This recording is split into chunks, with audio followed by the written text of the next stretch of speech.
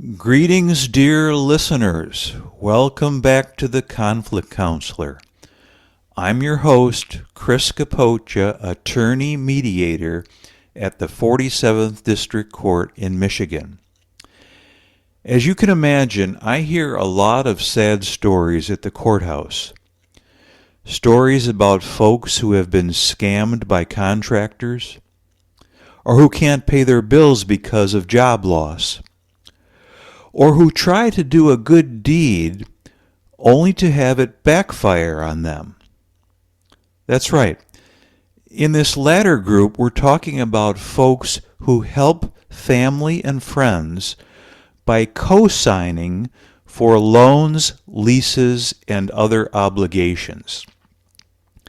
Having a cosigner is often the only way people of limited means can qualify for these financial undertakings. Sadly, however, cosigners are often oblivious to their potential liability in these transactions and are frequently caught up in lawsuits when there is a default. Just to be clear, to cosign means signing one's name to a loan, lease, or other obligation, making the cosigner equally and legally responsible with the other signer for the performance of the obligation. So, if you are a cosigner with your son on his new mortgage and he defaults, you are personally and legally liable for the missed payments. If you are a cosigner with your daughter on her new car loan and she defaults, you are personally and legally liable for the missed payments. If you are a cosigner with your best friend on his new apartment lease and he breaches the lease, you are personally and legally liable for the breach. You get the picture.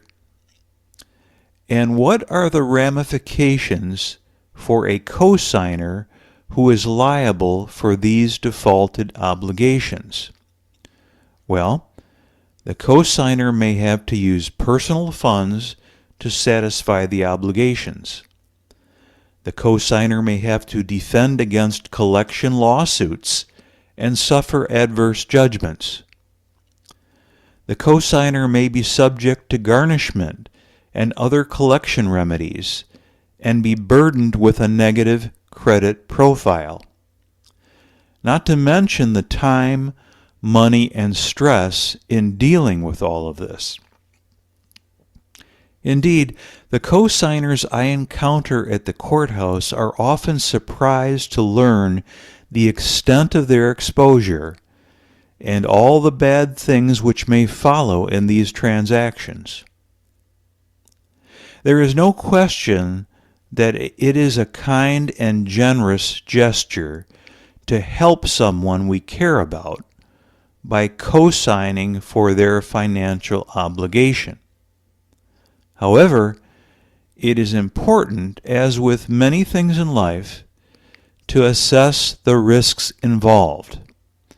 The bottom line is this: if there is any risk that the person you are cosigning for will default, and you will be unable or unwilling to pay their obligation, rather than cosign, don't sign. Once again, many thanks for tuning in to the Conflict Counselor. Please like and follow the podcast. Next time, we're going to address the one human emotion that makes conflict resolution all but impossible and what we can do about it. See you then.